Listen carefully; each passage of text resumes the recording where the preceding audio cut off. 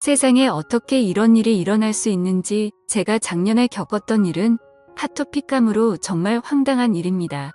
참 누구에게도 속 시원히 털어놓을 수 없었는데 오늘 모두 털어놓고 다 내려놓으려 합니다. 전 올해 33살 먹은 이혼남입니다. 참 어디서부터 말을 꺼내야 할지 전 재작년에 저보다 4살 어린 여자와 사내 연애 후 결혼하게 됐습니다. 전 와이프는 술을 좋아하고 노는 걸 좋아했지만 연애에는 서툴렀고 남자를 진지하게 만나본 건 처음이라며 저만 보면 수줍어하는 그 모습. 전 그 모습에 반했었죠.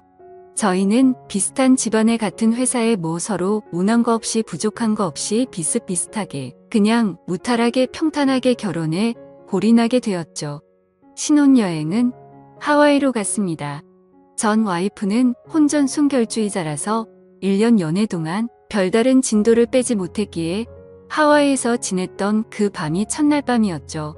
네, 뭐 좋았습니다. 자세한 얘기는 생략할게요.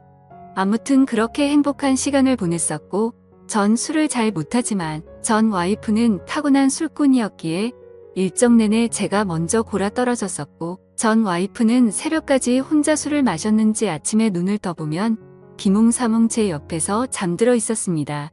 그렇게 즐거운 신혼여행을 끝마치고 한국으로 돌아왔고 얼마 지나지 않아서 전 와이프는 임신을 했습니다. 허니문 베이비였던 거죠. 근데 그땐 너무 좋아서 의심할 겨를도 없었지만 생각해보면 아직 아이 기획이 없어서 제가 피임을 했었는데 하나도 의심하지 않고 그냥 마냥 좋아한 제가 미련스럽고 바보 같네요. 전 와이프는 임신하자마자 일을 그만두고 집에서 퇴교를 시작했습니다. 임산부 요가니 임산부 마사지니 아주 여러 방면으로 관리도 받고 뭐 퇴교여행 그런 것도 가야 한다고 해서 저기 가까운 일본에 오키나와로 퇴교 여행도 떠났었죠. 혼자 벌기 때문에 좀 부담스러웠지만 내 아이를 가진 와이프가 안쓰럽고 또 힘들어하는 모습을 보니 정말 하나도 아깝지 않았습니다. 임신 막달쯤 되었을 땐 예약해뒀던 조리원이 마음에 안 든다며 걸어놓았던 예약금을 다 날리면서까지 무슨 유명하다는 조리원에 특실로 다시 재예약을 하더군요. 비용이 만만치 않았지만 그래도 해줬습니다. 내 아이를 가진 여자니까요. 임신 중에는 뭐가 먹고 싶니 뭐가 하고 싶니 새벽 2시든 3시든 전 와이프가 필요하다는 건 뭐든 다 사다 줬었습니다. 정말 헌신했다는 거 그거 말씀드리고 싶어서 이렇게 길게 주저리 했네요. 지금부터는 편의상 아내라고 친하겠습니다. 이제 본론으로 들어가자면 오후 3시쯤인가 아내가 진통을 시작했고 전 아내를 들쳐 업고 병원으로 갔습니다. 저희 집에서도 첫 아이고 와이프 쪽 친정에서도 첫 아이라서 우리 부모님들 그리고 제 동생 장인어른 장모님 그리고 처제까지 온 가족이 다 모여서 아내의 출산을 기다리고 있었죠. 뱃속에 아이가 너무 크고 자궁문도 안 열리고 39주가 되도록 아이가 너무 위쪽에 있어서 의사도 그렇고 제왕절개를 하자고 해서 아내는 제왕절개로 아이를 낳기로 했었죠. 그렇게 아내는 수술실로 들어갔고 얼마 안 지나서 우영하는 아기 울음소리가 들리길래야 내 아이가 세상에 나왔구나 참 벅차더군요. 근데 한참 지나도 아이 얼굴을 안 보여주길래 뭐지 싶었습니다. 아내는 입원실로 이동하고 다른 가족들은 왜 아이를 안 보여주냐며 병원에서 아우성이고 친구한테 듣기로는 수술실에서 바로 한번 아기를 보여준다는데 안 보여주길래 저도 뭐지 싶었지만 간호사가 되게 난처해하면서 면회 시간을 볼 수 있다고 그러길래 아 그런가 보다 싶어서 입원실에 간 아내의 손을 꾹 잡아주고 마취가 풀릴 때까지 같이 기다리고 있었죠. 마취가 풀린 아내는 절 보자마자 엉엉 울기 시작합니다. 오빠 애기 봤어? 아니 이상하게 애기를 안 보여주네. 원래 이런 건가? 이 병원만 이런 건가? 알 수가 없네. 자기 귀는 우리 아가 봤어? 아기를 봤냐고 물어보는데도 아내는 아무 말도 하지 못하고 꼭꼭 울기만 합니다. 장모님이 전 와이프 보고 왜 우냐고 아프냐고 간호사한테 무통주사 놔달라고 간호사만 연신 불러대고 우리 부모님은 그런 아내가 안쓰러워서 연신등을 쓰다듬어주고 아내는 뭐가 불안한 듯 계속 덜덜 떨고 참 지금 생각해도 어이가 없네요. 그 다음날 또 온 가족이 다 모여서 면회 시간에 맞춰서 아이를 보러 병원에 갔습니다. 아내는 가족들을 보자마자 아이 조금 있다 보자고 안 된다며 꼿꼿거리고 도대체 애가 왜 이러나 싶어서 병원에다가 빨리 아이를 보여달라고 온 가족들이 다여구를 했죠. 간호사는 되게 난처해하며 남편분만 이리로 오세요 하면서 절 부르길래 아 원래 이 사람 저 사람 다 보면 병균이 옮을 수도 있으니까 남편만 보여주나 보다. 그리 생각하고 아내와 함께 신생아실로 갔죠. 아내는 신생아실로 가는 내내 휠체어 위에서 손을 달달달 떱니다. 전 아무것도 모르고 어이 애기가 그렇게 보고 싶냐 덜덜덜하는 아내 손을 꾹 잡아주며 신생아실로 가는데 간호사가 데리고 나오는 아이 좀 피부가 까무잡잡합니다. 눈도 너무 크고 까무잡잡하고 아무리 봐도 동양인이 아닌 것 같고 아내도 저도 피부가 흰 편인데 까무잡잡한 아기 뭐 흑인 계열 중동 계열 그런 모습으로 보이더군요. 콩 심은데 콩 나고 팥 심은데 팥 나는 법인데 처음엔 바보같이 선생님 아이가 바뀐 것 같은데 간호사에게 아이가 바뀌었다고 우리 아이를 데려다 달라고 하는데 간호사는 어쩔 줄 몰라 하고 아내는 갑자기 미안하다며 꼬꼬웁니다. 오빠 미안해.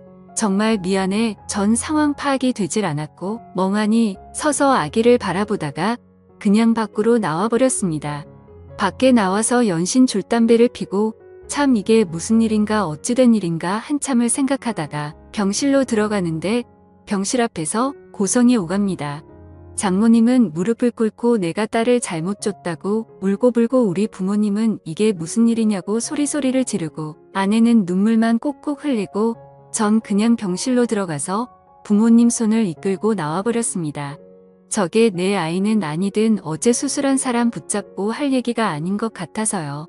장모님은 절 보자마자 차서방 미안하네 차서방 얘기 좀 하게 우리가 잘못했네 차서방 애타게 절 부르시는데 전 대답도 안 하고 부모님을 모시고 병실에서 나왔습니다.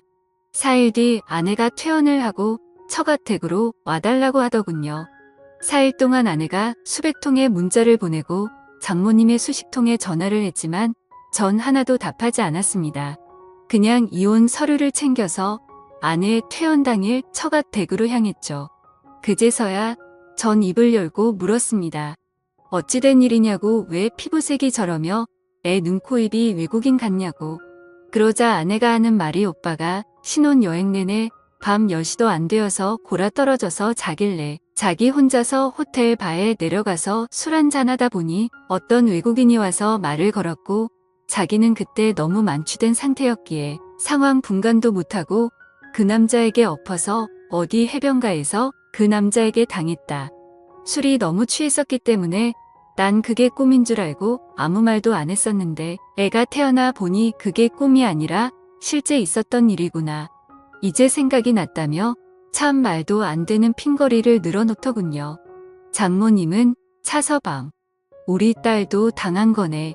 자네도 알지 않는가 우리 딸 제대로 된 연애도 한번 못 해보고 자네한테 바로 시집가는 거네.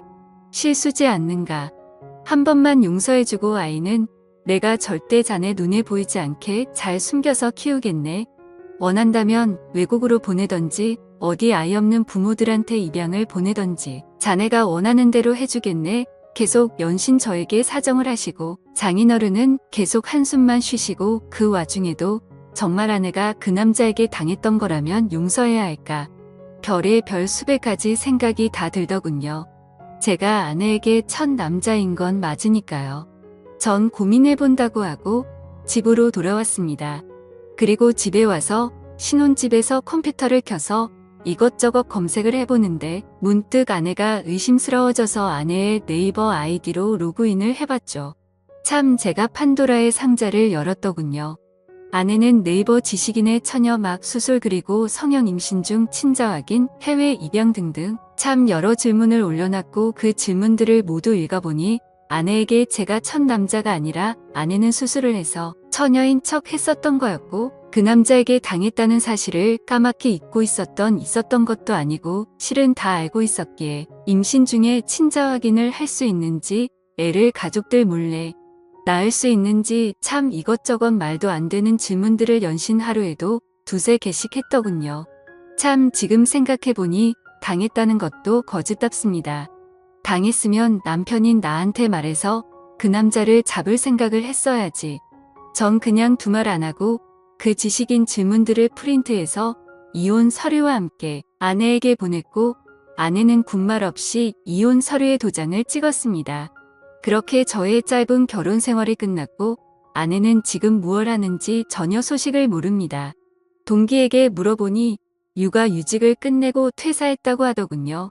저도 회사에 이미 소문이 다 난 터라 더 회사를 다니기 민망해서 다른 회사로 이직을 했고 참 저도 지금은 담담하게 글을 써내리고 있지만 그때 당시에는 술독에 빠져서 매일매일 술만 마시고 그렇게 지냈었네요. 지금은 그냥 아무 감정도 없고 아무렇지 않습니다. 그래도 뭔가 제 마음속에 남아있는 응어리가 있었는데 이렇게 많은 분들이 보는 유튜브 채널에 제 얘기를 공유하고 나니 뭔가 한결 마음이 더 편안해집니다.